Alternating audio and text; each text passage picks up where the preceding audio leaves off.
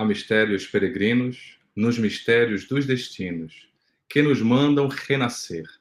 Da luz do Criador nós nascemos, múltiplas vidas vivemos, para a mesma luz volver. Mas buscamos aqui na humanidade as verdades da verdade, sedentos de paz e de amor. Mas em meio aos mortos-vivos nós somos míseros cativos da iniquidade e da dor. É a luta eterna e bendita em que o espírito se agita nas tramas da evolução. É a oficina onde a alma presa forja a luz, forja a grandeza da sublime perfeição. É a gota d'água que vai caindo no arbusto que vai subindo, pleno de seiva e verdor. Ou o fragmento do estrume que se transforma em perfume na corola de uma flor. É a própria flor que terna, expirando, cai no solo e vai fecundando o chão duro que produz. Mas nesse cair, ela deixa um aroma leve nas aragens que passam breves nas madrugadas de luz. E a rija bigorna o malho pelas fainas do trabalho, a enxada fazendo o pão, ou o escopro dos escultores, que transforma as pedras em flores, em carraras de eleição. É a própria dor que, através dos anos, dos algozes e dos tiranos, anjos puríssimos faz, transformando os neros rudes em arautos de virtudes, em mensageiros de paz. Porque tudo evolui, tudo sonha, na imortal ânsia risonha de mais subir, mais galgar.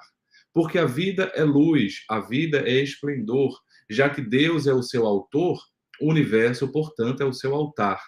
É por isso que aqui na Terra, às vezes, se acendem radiosos faróis que esplendem dentro das trevas mortais, e suas rútilas passagens deixam fulgores, deixam imagens, em reflexos que são perenais. É o sofrimento do Cristo, portentoso jamais visto no sacrifício da cruz, sintetizando toda a piedade, e cujo amor à verdade nenhum apenas traduz. É César trazendo a luta, ainda tirânico e conquistador, é Cellini com sua arte, às vezes o sabre de Bonaparte, o grande conquistador. Mas é, sobretudo, o exemplo de humildade, de extremosa caridade do pobrezinho de Assis. É, às vezes, Sócrates bebendo a cicuta, ou Anchieta, naquele momento, ensinando os espíritos a evoluir. É por isso que benditos sejam aqueles que semeiam a luz, aqueles que divulgam bem, porque eles também encontrarão a alegria, a paz, a aventura que tanto anseiam nas sendas da evolução. É por isso que uma excelsa voz ressoa e no universo inteiro ecoa, não importa o momento que estejamos, e nos diz: para frente caminhai. O amor é a luz a que se alcança, que a gente possa ter, portanto, com essa reflexão de Castro Alves inicial, marchando uma perspectiva amorosa para podermos nos amar, amando o outro e amando o outro, nos amando. E podemos refletir sobre isso na noite de hoje.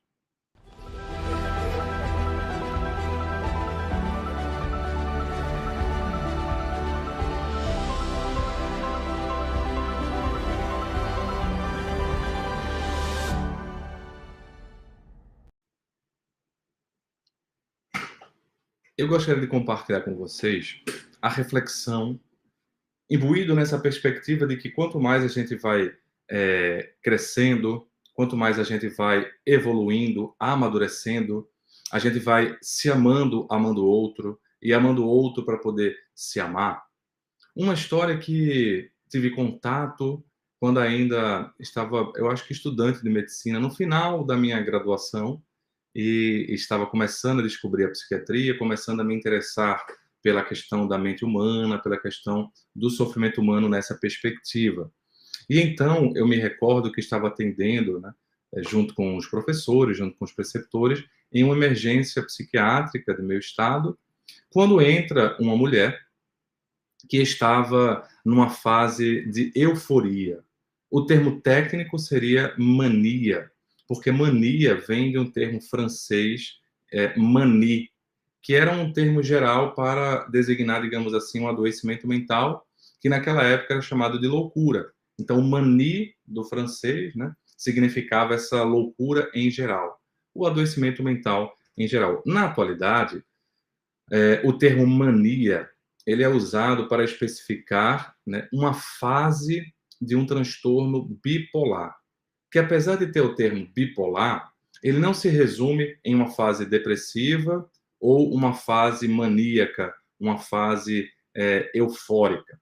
E aí é importante falar dos termos no sentido de educação da população. Às vezes a gente fala, se a pessoa é um maníaco, né, como existia, por exemplo, um psicopata, um maníaco do parque, né? Esse termo é uma outra perspectiva, é, digamos assim, um termo emprestado, né, para designar situações de psicopatia, que não é um termo que a gente usa na parte técnica. Do ponto de vista técnico, quanto psiquiatras, quando eu digo assim, eu estou vendo uma pessoa em fase de mania ou em fase de hipomania, eu estou dizendo que ela está numa fase eufórica bem alta, né? A mania, ou numa fase eufórica mais calma, a hipomania, uma fase eufórica menor. Então, essa mulher, ela tem um transtorno bipolar do humor, e estava entrando na emergência, dançando, cantando, com as vestes muito poucas, estava com uma roupa íntima em cima da cabeça, então estava de uma forma muito deslocada, muito até bizarra. E na vida humana, às vezes, o trágico é muito próximo do cômico. E a mania mostra muito bem isso, porque quando uma pessoa está em euforia, é muito comum ela também estar engraçada, fazendo piadas, sorrindo, né, contagiando com a alegria, né, uma alegria patológica, mas uma alegria que às vezes é engraçada, porque é muito trágica também. Era essa mais ou menos o cenário que se desenhava dessa mulher que entrava para mais uma vez ser atendida numa emergência, ela que contava com diversos internamentos psiquiátricos. Por quê? Porque toda vez que ela melhorava e saía do internamento, ela parava de tomar as medicações, parava de se tratar. E essa doença transtorno bipolar, a gente não consegue uma cura, pelo menos com os conhecimentos médicos, com os avanços médicos da atualidade, a gente consegue mais um controle. Mas para controlar, a pessoa precisa tomar a medicação. E ela, toda vez que saía, ela não tomava a medicação. Então, ela teve uma história de adoecimento muito marcada por internamentos em hospital psiquiátrico. E nesse momento, entrava com ela a irmã dela e a filha. A filha estava completando 18 anos, como a gente descobriu depois. E essa senhora, portanto, agitada, cantando, dançando, né, com uma sexualidade muito exacerbada, que na euforia muitas vezes acontece. Em algum momento, a irmã, né, fala para a filha: Olha, eu não aguento mais, porque todo tempo eu preciso vir numa emergência, todo tempo eu preciso ficar cuidando da tua mãe. Agora que você completou 18 anos de idade, é você quem vai assumir todos os cuidados. E eu confesso que aquela frase da irmã, no caso a tia da jovem, me tocou profundamente.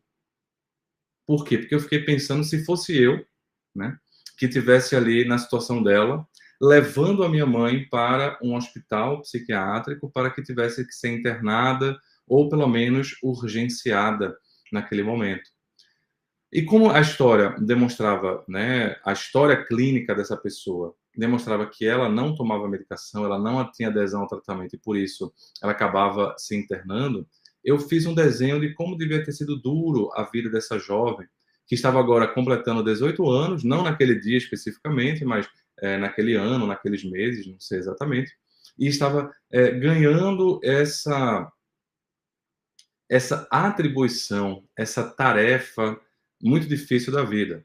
Então eu fiz a pergunta para a jovem e perguntei assim: olha, desde quando a tua mãe adoeceu? Quando você tinha quantos anos?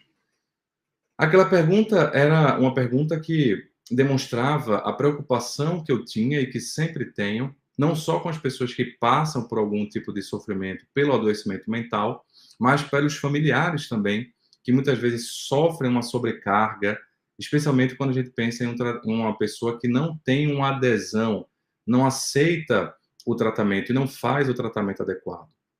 Um risco genético, porque se tratava de uma filha, né? e também um risco ambiental de todo aquela situação de internamentos. Então, eu sempre me preocupei, sempre me preocupo, e muitas vezes na minha própria fala de palestras, eu não falo só para a pessoa que está passando pelo sofrimento, mas também para a família. É muito isso que a gente encontra numa situação que as pessoas procuram uma palestra espírita, a Mansão do Caminho, o Centro Espírita na tua região. Não é necessariamente a pessoa que está passando pelo sofrimento em si. Muitas vezes é o familiar da pessoa que precisa também de um acolhimento, de uma ajuda para aguentar, né, o desafio, muitas vezes expiatório, pelo qual a família está passando. E então a jovem, quando eu lancei aquela pergunta, talvez ela se sentiu cuidada, não sei exatamente o que é que mexeu com ela começou a chorar. E aquele choro foi tão sentido, e ela falou: "Ah, doutor, faz tanto tempo que eu nem me lembro. Eu acho que desde que eu me entendo por gente", uma expressão que muitas vezes a gente usa aqui no Nordeste, ou seja, desde que eu me lembro, desde que eu me entendo por gente, minha mãe é assim, minha mãe acaba ficando internada, minha mãe tem esse adoecimento. E começou a chorar.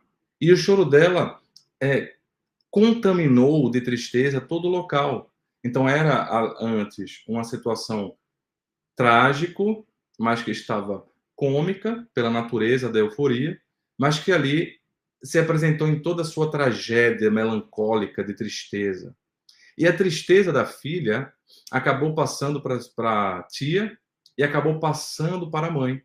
E a mãe, mesmo no auge da euforia, no auge da mania, no auge do adoecimento, ela começou a se acalmar, né? E ela estava agitada antes, começou a chorar e olhou assim para a filha e falou: "Minha filha, eu prometo que agora eu vou me tratar". Eu achei muito interessante e aquilo me marcou muito. Certamente foi uma das histórias que me fez querer fazer essa especialidade médica, no sentido de pensar não só em tratar quando o problema se instala, que grande parte das vezes é isso que as pessoas fazem. Elas procuram, né, o espiritismo, o centro espírita, a mansão do caminho, quando o problema já está instalado. Mas o que que a gente pode fazer para essa filha, para essa jovem que ainda tem uma saúde mental preservada, para que ela não possa vir a adoecer? Porque nós estamos ali tratando de uma situação que exemplifica muito bem o nosso tema de hoje. Amar-se para poder amar o outro. Quando nós não nos amamos, a gente não se cuida. E essa história é muito emblemática. A mãe, como a maioria das mães, amava e ama a sua filha. O sinal disso é que ela, mesmo no auge do adoecimento, naquela euforia, naquela agitação psicomotora, ao escutar a filha com a dor, ela parou em si e prometeu assim: "Olha, eu vou cuidar de mim. Não se preocupe. Agora que você tem essa incumbência, eu vou deixar a sua tarefa um pouco mais fácil. Eu vou cuidar, eu vou aceitar o tratamento". Ela não falou tudo isso, né? Mas eu estou traduzindo o que certamente estava por trás dessa fala. Então, o amor de mãe existia, mas o amor de mãe estava encapsulado desde que a filha se entendia por gente, por um adoecimento que não foi tratado. Primeiro, não foi aceito, e segundo, não foi tratado.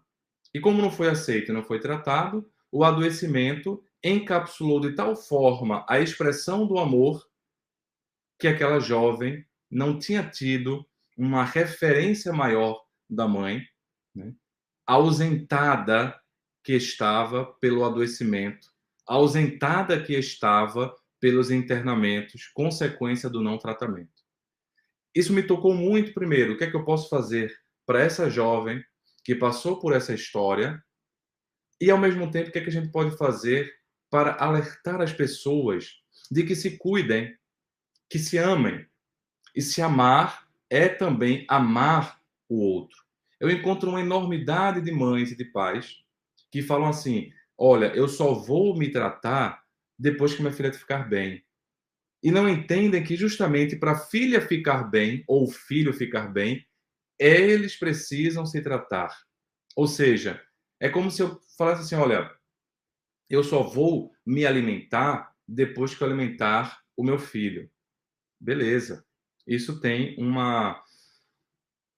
um fundo de verdade, de desapego, de sacrifício, que o amor de mãe, o amor de pai, né, tem um tom sacrificial, um tom de renúncia, especialmente aqueles que estão apropriados da sua maternidade, da sua maternagem, estão apropriados da sua paternidade, porque tem um bocado de pai que nunca se apropriou da sua paternidade e é a história da paternidade ausente.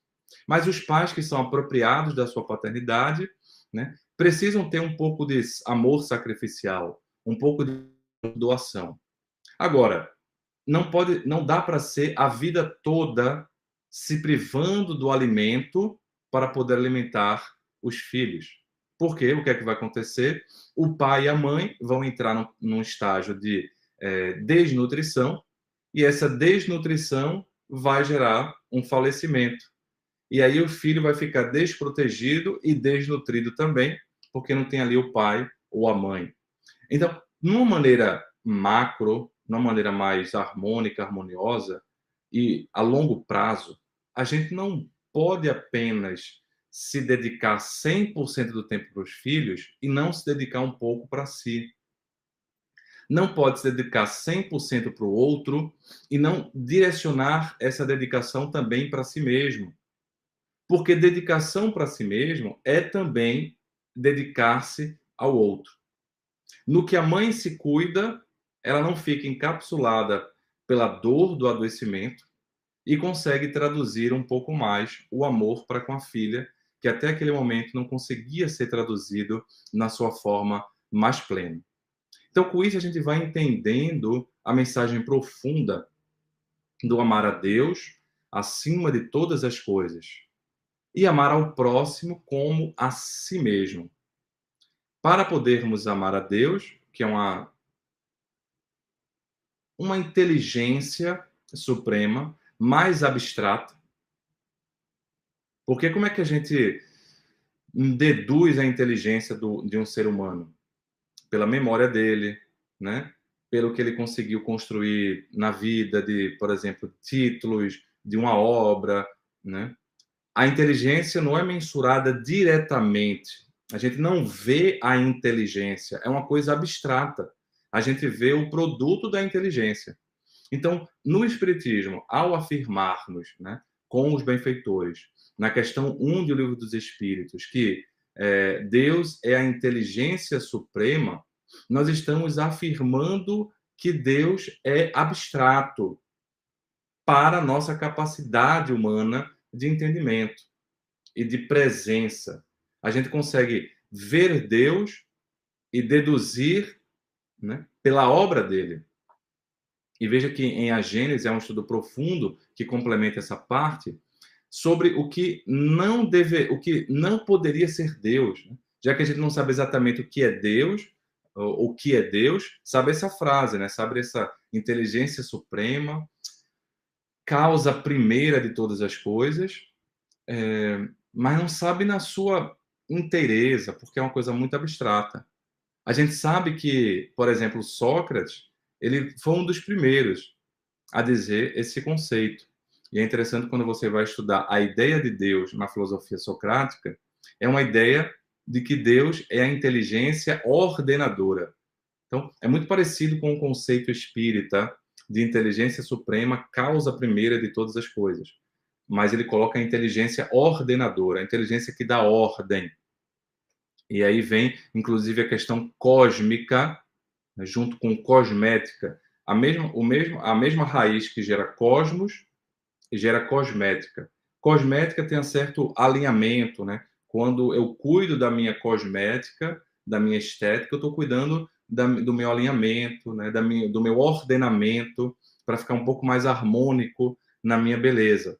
Então, isso tem a ver também com o cosmo divino. Então, ele coloca a inteligência ordenadora, a inteligência cósmica, portanto, a inteligência que ordena e dá ordem ao universo. Aí vem a ideia também da simetria grega, né? A ideia da simetria como sendo algo fundamental. Isso não que tenha que ser 100%, mas vem dessa ideia.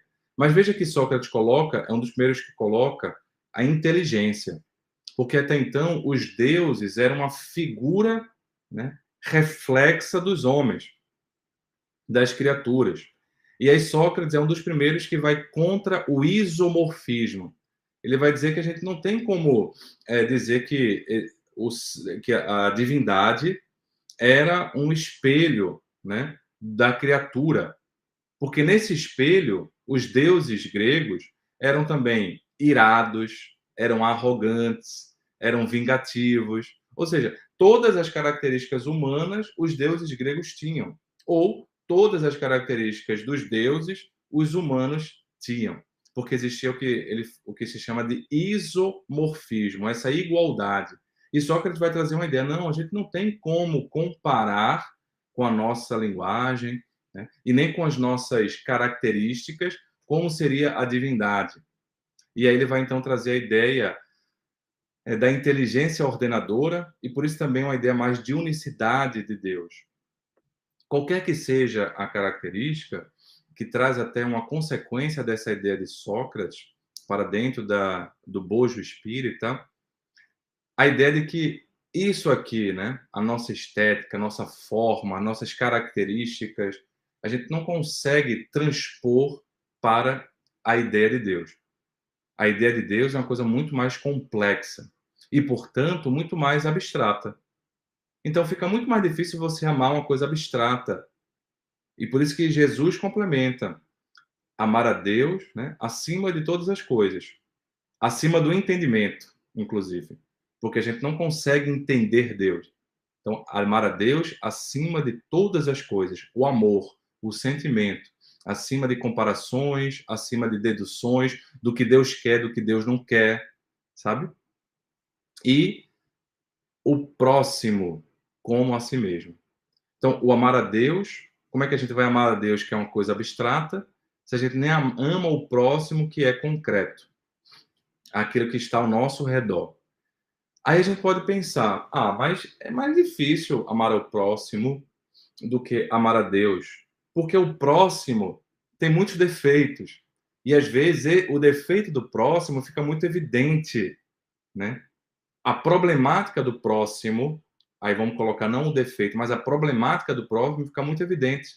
Então veja ali esse exemplo da emergência. A dificuldade da jovem amar a mãe na sua plenitude, ela certamente se dá porque ela percebe as dificuldades e o que essa dificuldade materna trouxe para ela própria. E aí vem a mágoa, vem a raiva, vem a tristeza, vem o choro, a melancolia.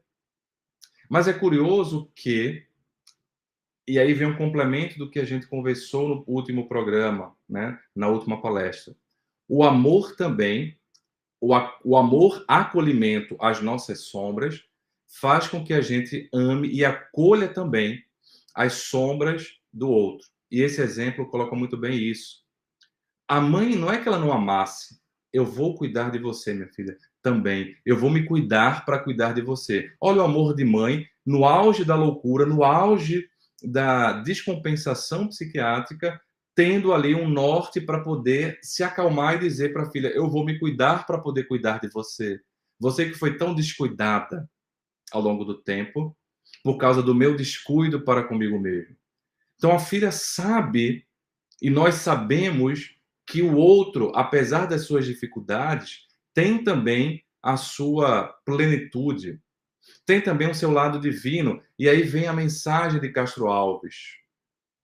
É a dor que, através dos anos, dos algozes, dos tiranos, anjos puríssimos faz, transformando os neros rudes em arautos de virtudes, em mensageiros de paz, porque tudo evolui, tudo sonha, na imortal ânsia risonha de mais subir, mais galgar.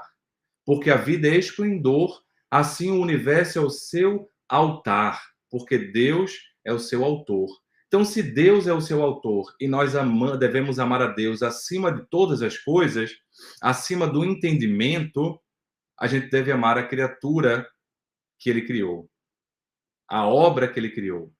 Mesmo que a gente não entenda, mesmo que a gente não concorde com tudo, mesmo que essa criatura tenha várias sombras, não é que a gente vai amar a sombra dela, tirânica, do algoz Nero, mas vai entender o potencial de anjo puríssimo que ali jaz. Essa é a grandiosidade de Jesus, porque ele vê antecipadamente aquilo que nós podemos ser.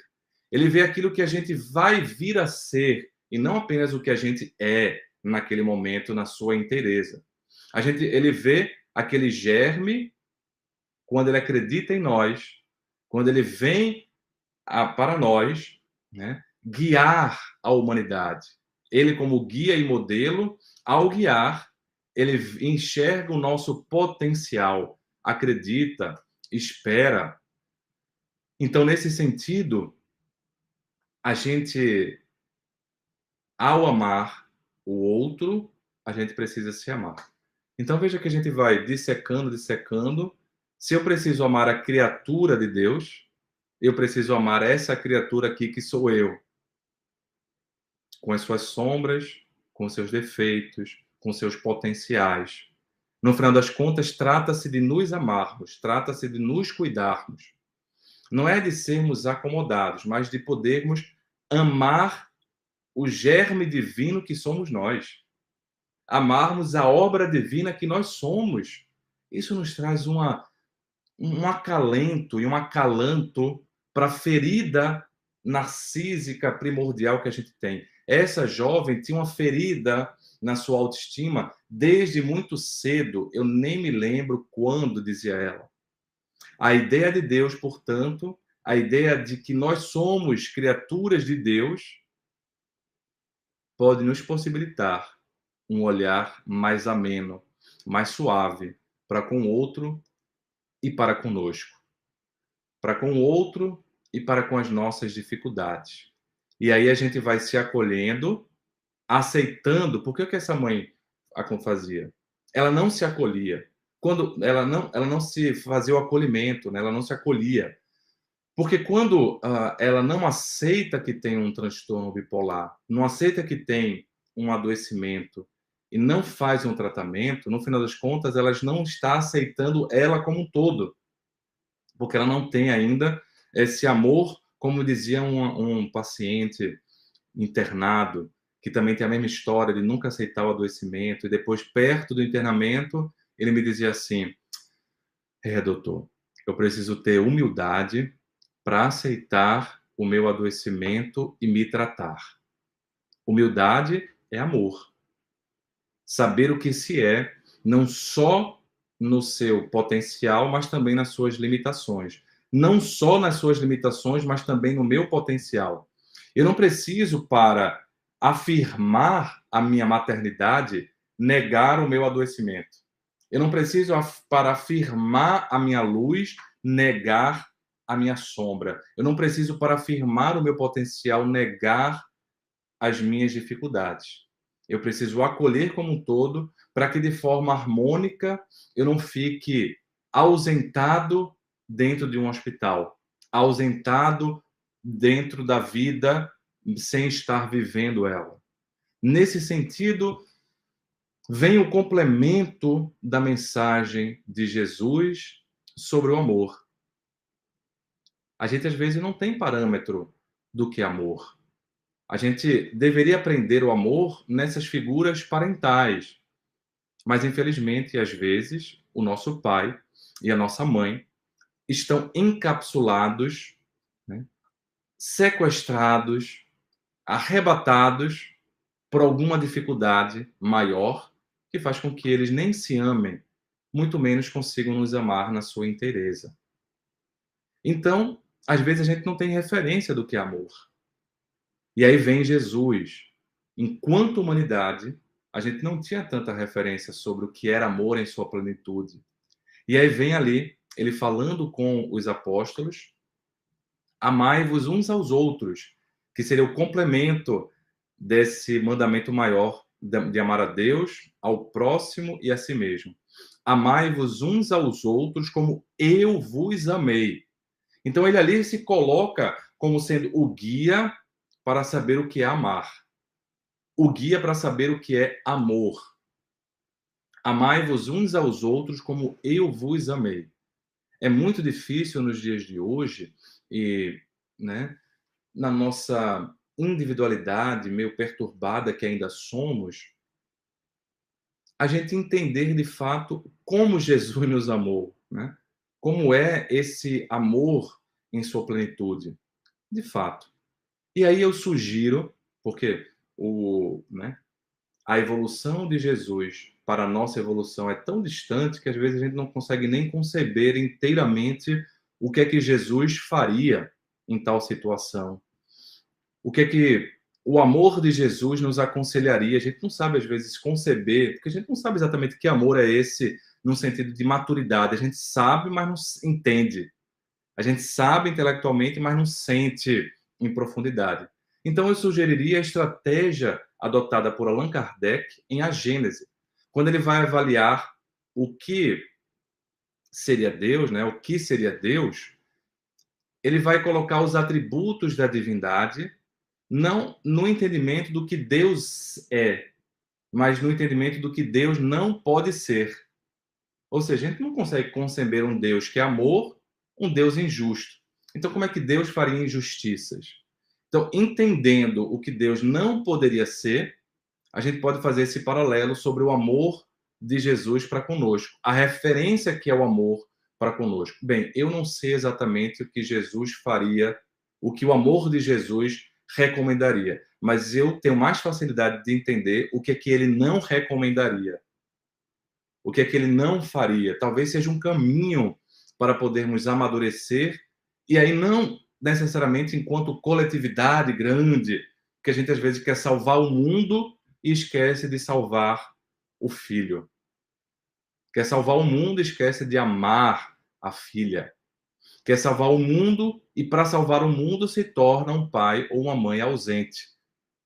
Então, não estou falando dessa coletividade complexa, estou falando desse salvar mais próximo, dessa pessoa que está mais próxima de você, que por estar mais próxima também você tem uma função maior de se salvar para poder salvar o outro, de se evoluir e de se melhorar enquanto pai e enquanto mãe, para dar uma referência mais próxima para o seu filho, a sua filha, né? Aquele que está ao teu redor, para que ele não tenha a dificuldade que grande parte de nós temos de não saber qual é a referência no momento de crise, no momento de dor. Então, a gente ser a referência. E para podermos ser a referência, a gente precisa se colocar. Amai-vos uns aos outros como eu vos amei. Jesus se coloca, ele não se ausenta dessa responsabilidade a título de ser falsamente modesto. Modesto. Não. Amai como eu vos amei. E aí a gente, nessa figura, né, nessa pequena liderança que a gente às vezes exerce no lar, a gente também pode se colocar um pouco mais na paciência, no afeto, né, no acolhimento.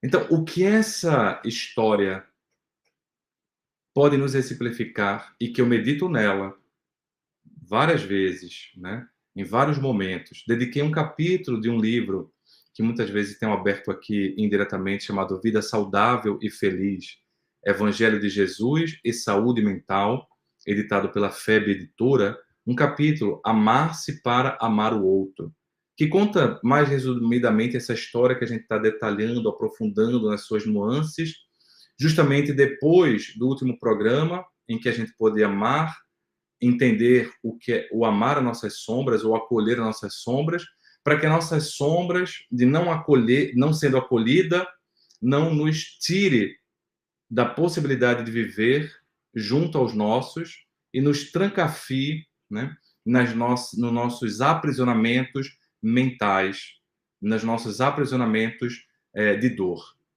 Nesse sentido, vale a pena a gente relembrar o Evangelho. Amar a Deus acima de todas as coisas e ao próximo como a si mesmo.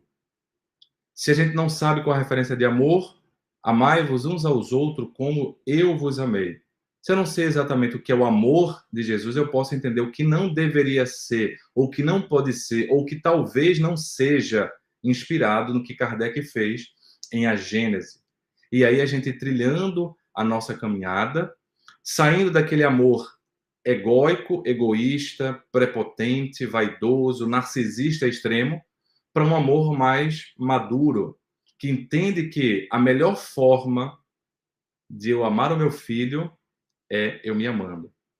A melhor forma, já diz ali, pegando muitos voos, a gente vê isso. Olha, antes de você colocar a máscara de oxigênio no seu filho, ou na pessoa que depende de você, coloque em você. Porque senão você não vai ter oxigênio e não vai colocar no seu filho ou na pessoa que depende de você. Então a gente precisa se oxigenar. E às vezes a melhor forma de amar os nossos entes queridos é amando-se, do que ficar querendo melhorar ele. É melhorando-se do que ficar querendo converter ele, ela, quem quer que seja.